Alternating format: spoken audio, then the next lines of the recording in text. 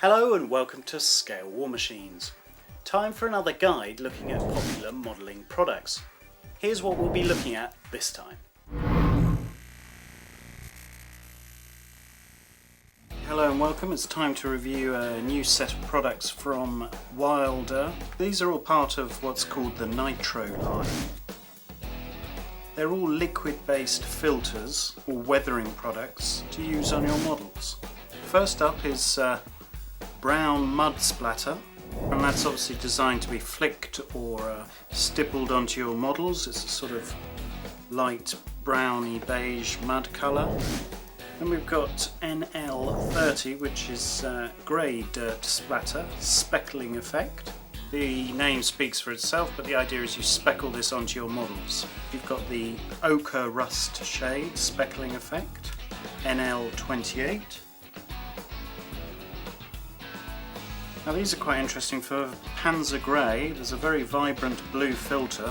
Obviously needs a shake and stir, but you get the idea. It's to make your Panzer Grey tanks more vibrant, to bring out a lot more warmth in the colour.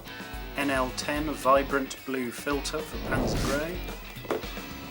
NL08 is another rust effect for streaks and weathering. Then we've got standard brown wash, very useful for applying shadows and putting a wash around rivets and in shadow areas. That's NL03, brown shadow wash. We've got an old rust effect here.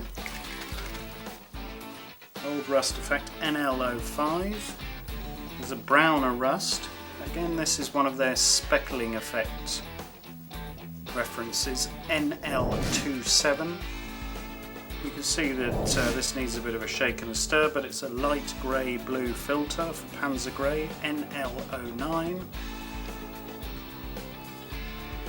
What we'll do now is we'll take a look at these products, put them in a palette and just have a look at them. We'll start with the brown wash, which a lot of modelers will use.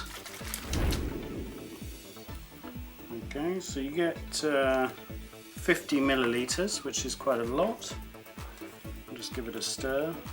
Now what you notice straight away is it's enamel based. Quite a bit of smell, and also there's a lot of product at the bottom of the bottle, so these will need a stir. After about 2 minutes of stirring, we can take a look at the product. You can see there how it comes out of the bottle. It's got fairly nice pigmentation, yeah, nice deep colours. And the idea is you'll run this into all your recesses and shadow areas as a wash. We've got a test piece here. It's our standard test piece. You can just see how it flows. It flows quite nicely.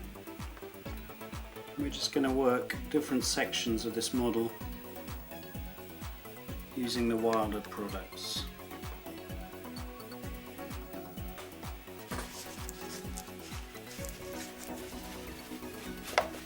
Let's go for the ochre rust, NL28.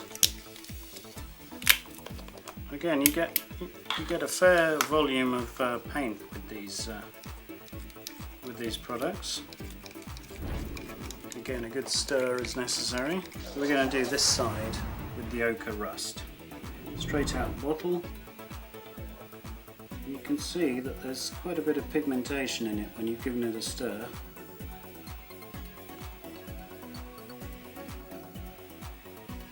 This is going to be great for recreating rust, obviously, in burnt or damaged vehicles. It seems to be working well on black. Now obviously you can either paint these on quite thickly, as we're doing, or you can use a solvent based thinner to make them nice and thin. But the idea is that you apply either thick or thin coats to change the coloration of your models. We've just given that a blast with a hairdryer. Obviously these will take several hours to dry, but it gives you an idea of how they'll appear when dry. There's the brown shadow wash. That's obviously going to work better on a lighter colour. Here you can see the ochre rust. Now it says it's speckling effect, but we've used it more as a filter. But I don't think it really matters, you can use these however you like. But we're going to look into this speckling effect, and we're going to just stipple some of these colours through an airbrush just to show you what that means and how it works. In this case we're going to use the rust ochre, but any of these speckling effect paints are the same. There are numerous ones that you can use that way. Take a small amount in your airbrush. So we're using an Iwata CH, and what you can do is you can turn the pressure right down using that valve. So that's what we're going to do. So you almost want no pressure coming through the airbrush, and you can see there how we can use that to stipple. You get splashes. You can add a bit more pressure if you want it a bit smoother. So using our test piece we're going to apply a bit of speckling.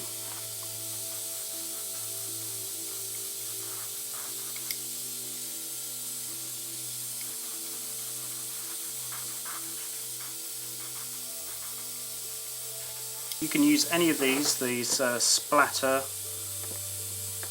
type references in the same way. And of course you can spray them in a conventional way as well.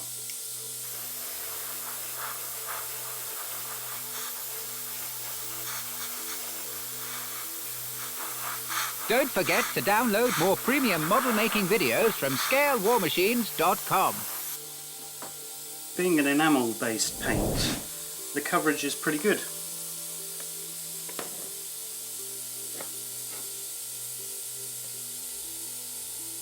There's the splatter effect. You can see that it would work well with mud shades as well.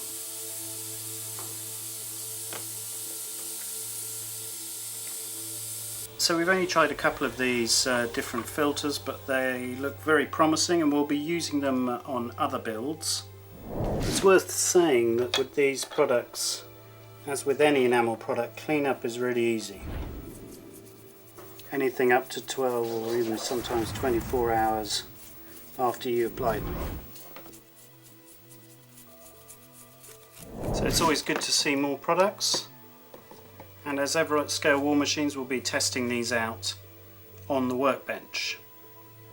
We hope you found that useful. There's more videos on the website, and you can check out our Facebook, Google+, and Twitter communities. That's all for now from Scale War Machines, the home of model making videos, articles, and archive films.